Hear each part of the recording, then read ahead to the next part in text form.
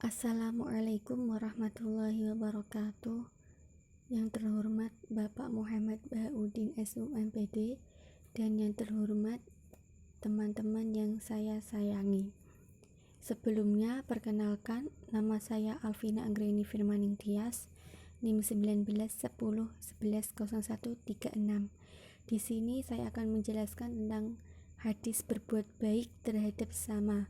Hadis Muslim nomor 4678 yang berbunyi, Haddatsana Qutaibah bin Sa'id wa Ali bin Hujar qala haddatsana Ismail wa huwa ibnu Ja'far an Abi Hurairah anna Rasulullah sallallahu alaihi wasallam qala atadaruna mal muflisu qalul muflisu fina man la dirhama lahu wala mata'a faqala innal muflisa min ummati ya'ti yaumal qiyamati bisolatin wa syiyamin wa zakatin wa ya'ti qud syatama hadha wa qudafa hadha wa akala mala hadha wa safaka dama hadha wa duruba hadha fayu'ta hadha min hasanatihi wa hadha min hasanatihi fa in faniyat hasanatuhu qabla an yuqda ma alaihi ukhida min khotoyahum faqurihat alaihi summa turiha finnar,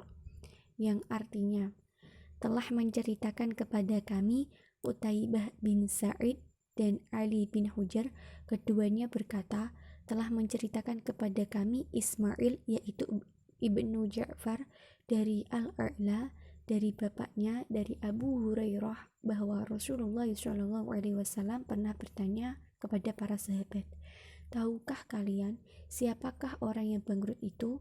Para sahabat menjawab, menurut kami orang yang bangkrut di antara kami adalah orang yang tidak memiliki uang dan harta kekayaan.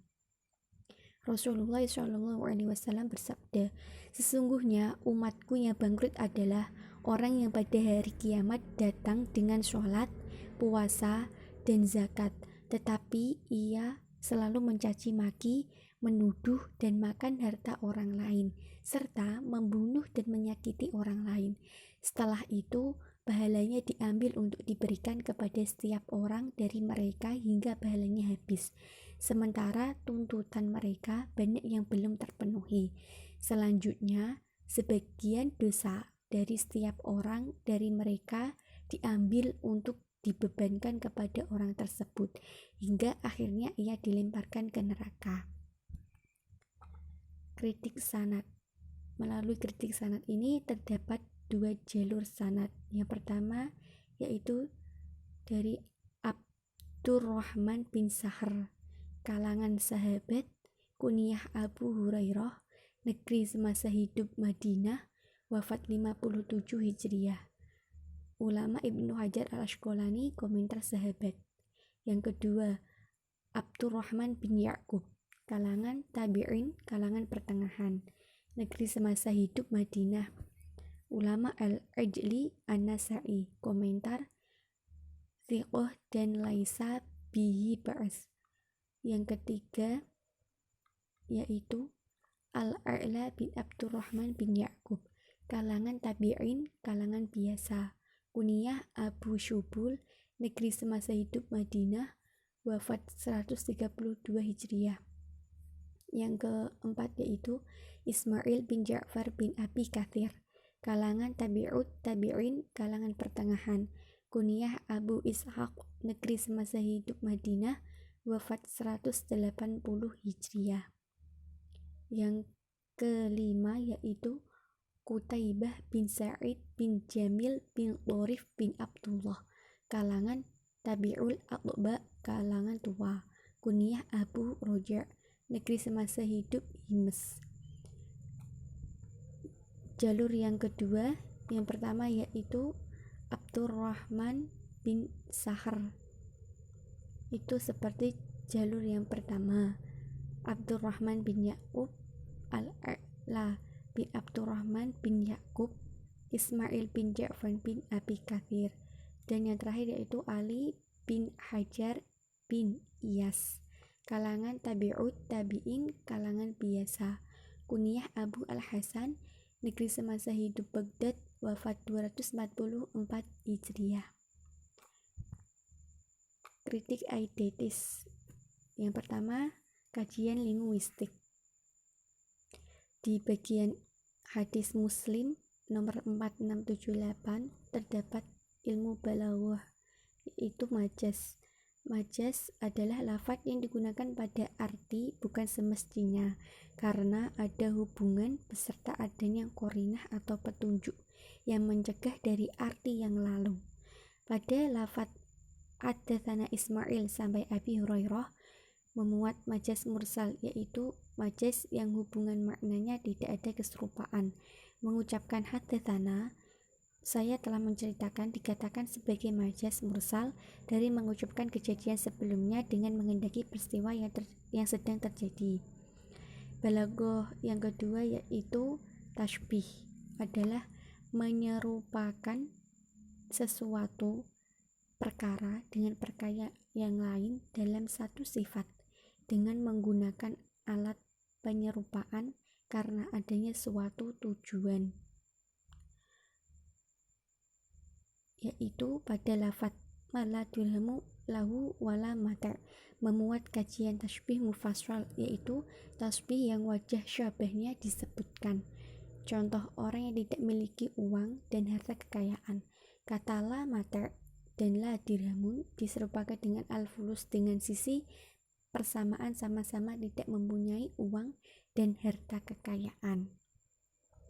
Yang kedua, kaji tematis komprehensif. Kajian ini berkaitan dengan mempertimbangkan teks-teks hadis lain yang memiliki tema yang serupa, baik dari segi lafaz ataupun maknanya. Berikut beberapa hadis yang hampir sama dengan hadis Muslim nomor 4678, yaitu hadis Imam Tirmidzi nomor 2342 dan Musnad Ahmad nomor 10135. Ketiga, kajian konfirmatif, yaitu mengkonfirmasi makna hadis dengan petunjuk-petunjuk Al-Quran sebagai sumber tertinggi ajaran. Berikut beberapa ayat Al-Quran yang hampir sama dengan hadis Muslim nomor 4678. Yang pertama yaitu Quran Surat Al-Isra ayat 7, Quran Surat Saba ayat 39, Quran Surat Al-Baqarah ayat 195, Quran Surat Az-Zalzalah ayat 7-8, Quran Surat Ar-Rahman ayat 60. Kajian generalisasi, yaitu menangkap makna universal yang tercakup dalam hadis yang merupakan inti dan esensi dari sebuah hadis. Berbuat baik kepada seseorang itu hukumnya wajib, terlebih kepada sesama muslim haruslah berbuat dan menyebarkan kebaikan.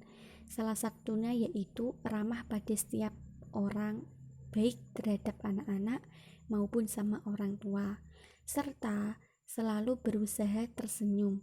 Ingatlah bahwa setiap apapun yang kita kerjakan, maka semua mata melihat dan mengawasi sedetail mungkin, sehingga alam pun bisa menilai dan membedakan mana yang benar-benar tulus dan mana yang sekedar ingin mendapat pujian. C. Kritik praksis.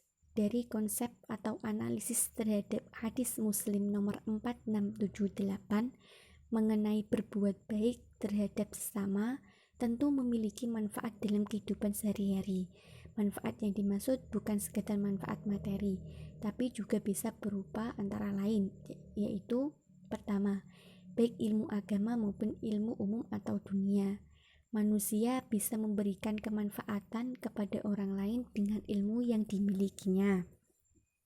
Yang kedua, materi atau harta kekayaan. Manusia juga bisa memberikan manfaat kepada sesamanya dengan harta atau kekayaan yang ia punya. Bentuknya bisa bermacam-macam. Yang ketiga, tenaga keahlian.